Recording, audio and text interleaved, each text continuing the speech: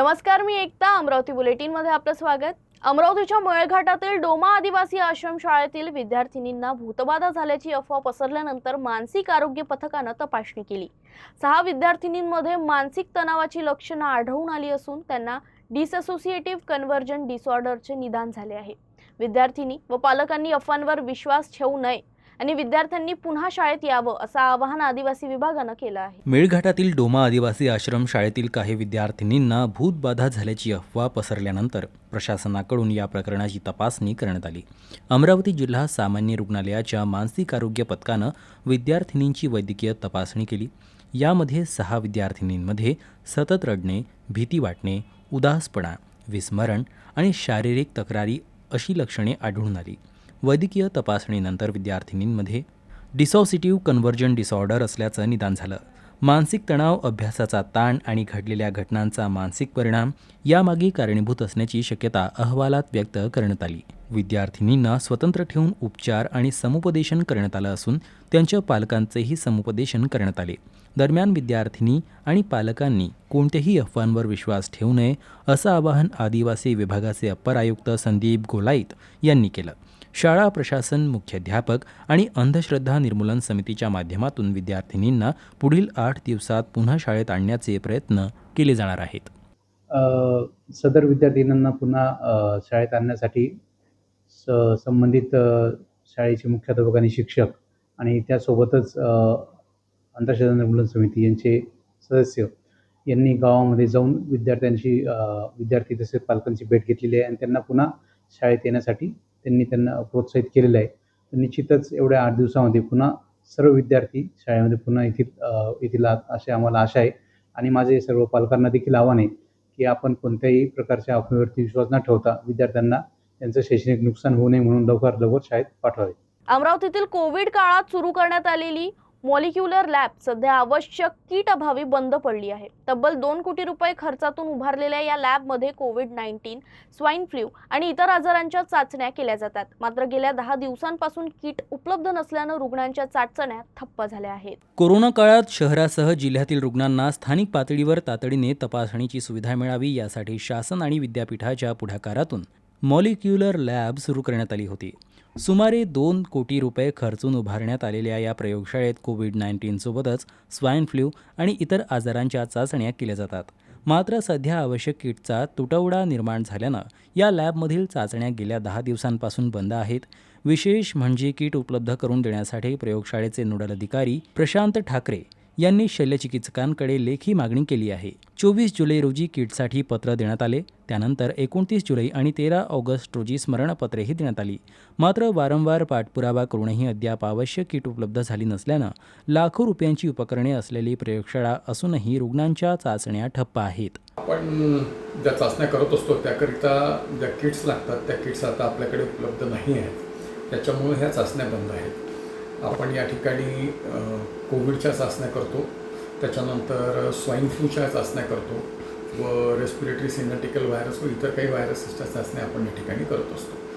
Kit उपलब्ध नसल्यामुळे आपल्या या चाचण्या ठप्प झालेल्या आहे. किट संपण्याच्या अगोदरच आपण एक नवीन डिमांड नोट जी होती ती प्रशासनाकडे सादर केलेली आहे. ती दिनांक 24 जुलै रोजी आपण ही सादर केलेली आहे.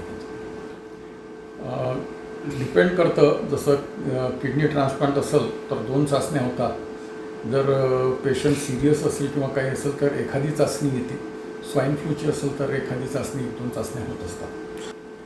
साधारणतः आपल्याकडे 6 तारखेला 4 चाचण्या झालेल्या आहेत. त्याच्यामध्ये 2 सेट्स किडनी ट्रान्सप्लांटचे होते 6 ऑगस्ट रोजी. त्याच्यानंतर आपल्याकडे एकही चाचणी अजूनपर्यंत झालेली नाही. पावसाळ्याच्या पार्श्वभूमीवर सर्पदंशांच्या घटनांमध्ये मोठी वाढ झाल्याचं समोर आलं आहे. अमरावती जिल्ह्यात मे ते जुलै या अवघ्या 3 महिन्यात तब्बल 734 नागरिकांना सर्पदंश झाला असून त्यात 7 नागरिकांचा मृत्यू झाला आहे. अमरावती जिल्ह्यात पावसाळ्याच्या पार्श्वभूमीवर सर्पदंशाच्या घटनांमध्ये मोठी वाढ झाली आहे. मे ते जुलै अवघ्या 3 महिन्यात अमरावती जिल्ह्यात तब्बल 734 नागरिकांना सर्पदंश झाला आहे. यामध्ये 7 जणांचा मृत्यू झाला आहे. शेतांमध्ये साचलेलं पाणी, घराजवळील झुडपं, ओलसर वातावरणामुळे सापांचा वावर वाढल्याचं दिसून येत आहे. अमरावती जिल्हा सामान्य रुग्णालयातील इरविन रुग्णालयात सर्वाधिक 357 सर्पदंशाच्या रुग्णांवर उपचार करण्यात आले. मात्र त्यापैकी 6 जणांना आपला जीव गमवावा लागला. तर अमरावती जिल्ह्यातील चुरणी उपजिल्हा रुग्णालयात 96 रुग्णांवर उपचार झाले, तर एका रुग्णाचा मृत्यू झाला.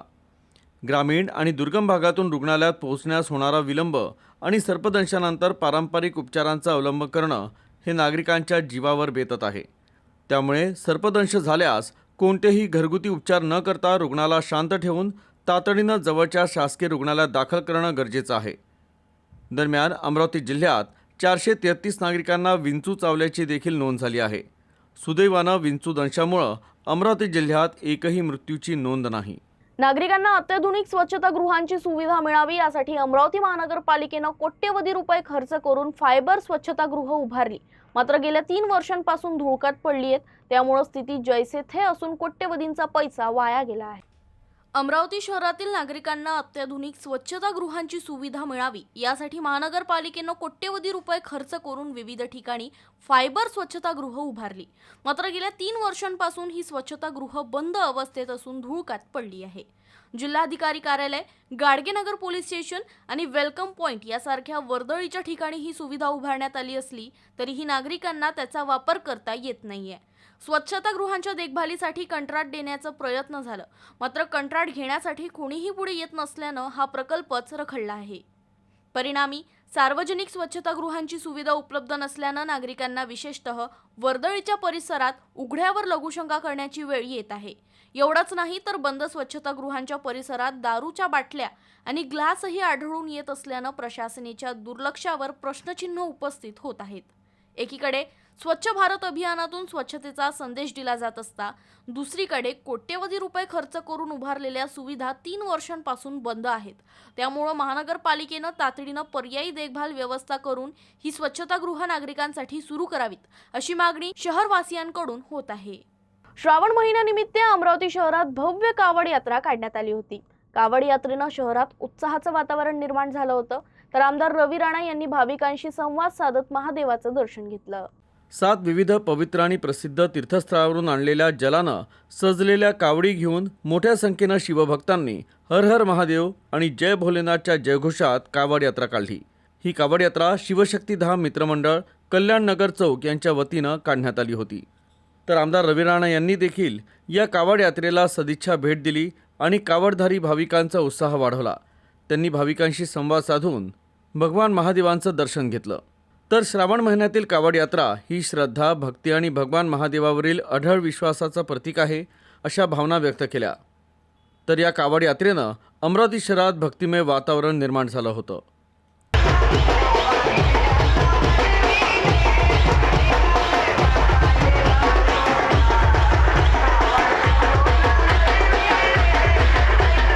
अमरावतीच्या राजकमल चौकात श्रावण मासानिमित्त श्री कालभैरव बाबांचा भव्य दर्शन सोहळा आयोजित करण्यात आला.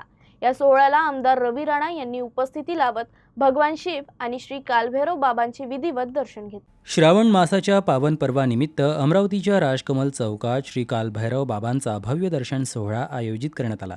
महाराष्ट्र विधानसभा आश्वासन समितीचे अध्यक्ष तथा आमदार रवी राणा यांनी रविवारी या धार्मिक सोहळ्याला भेट देत भगवान शिव आणि श्री कालभैरव बाबांचं विधिवत दर्शन घेतलं. या धार्मिक आयोजनामुळे राजकमल चौक परिसर भक्तिमय वातावरणानं भारावून गेला होता. दर्शनासाठी शिवभक्त आणि नागरिकांनी मोठी गर्दी केली होती. यावेळी भक्तांच्या जयघोषानं संपूर्ण परिसर दुमदुमून गेला. आमदार रवी राणा यांनी या भव्य धार्मिक आयोजनाचं कौतुक करत आयोजक आणि कार्यकर्त्यांचं अभिनंदन केलं. भगवान शिव आणि श्री कालभैरव बाबांच्या आशीर्वादानं अमरावती शहरात सुख, शांती नांदो आणि सर्व नागरिकांचे कल्याण हो अशी प्रार्थनाही त्यांनी केली. याप्रसंगी श्री कालभैरव कार्यमंडळाचे पदाधिकारी, आयोजक, शिवभक्त आणि नागरिक मोठ्या संख्येनं उपस्थित होते. हर हर महादेव आणि जय श्री कालभैरवच्या घोषणांनी यावेळी परिसर भक्तिमय झाला होता.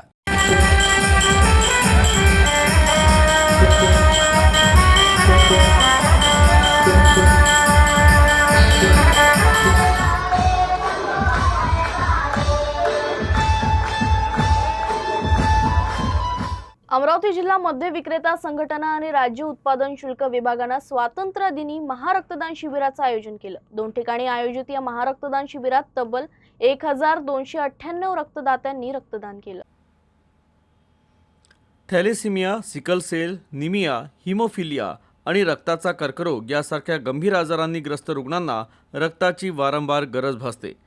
ही गरज पूर्ण करण्यासाठी 1000 युनिट रक्त संकलित करण्याचं उद्दिष्ट ठेवण्यात आलं होतं.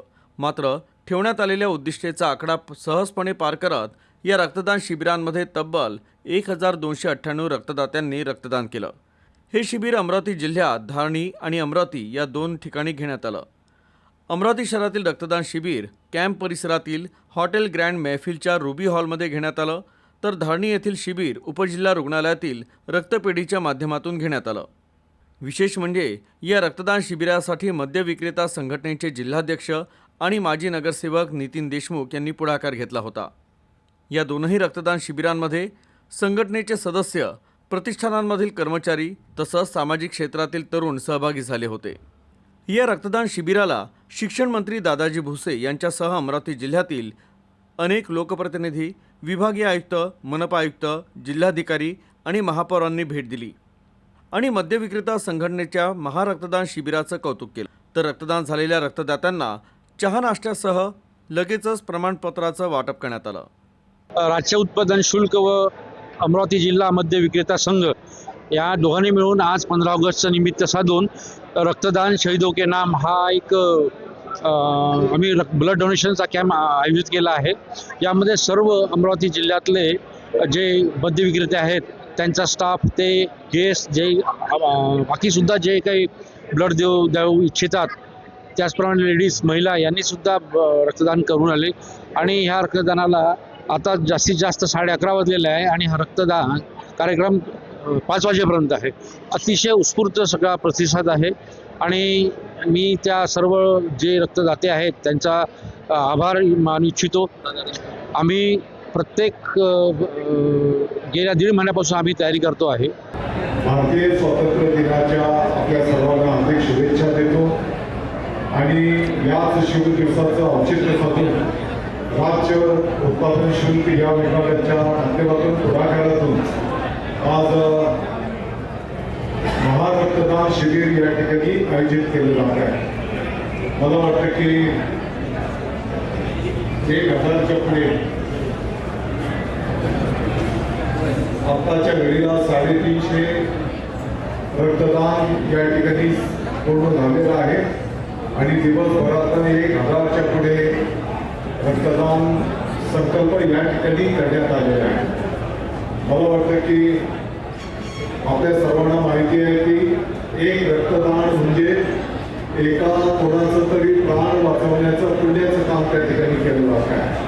अमरावतीच्या बेलोरा विमानतळावरून नवीन विमान सेवेची नागरिकांना प्रतीक्षा आहे. मात्र या विमानतळावर नाईट लँडिंगची सुविधा नसल्यानं नवी विमान सेवा सुरू होण्यास उशीर होत आहे. अमरावती मुंबई विमान सेवा सुरू झाल्यानंतर आता अमरावतीकरांची पुणे, हैदराबाद आणि अहमदाबाद या महत्त्वाच्या शहरांशी थेट हवाई संपर्काची मागणी आता जोर धरू लागली आहे. मात्र अमरावती येथील बेलोरा विमानतळावर अद्याप नाईट लँडिंगची सुविधा उपलब्ध नसल्यानं नवीन विमानसेवा सुरू करण्यास अडथळे निर्माण होत आहे.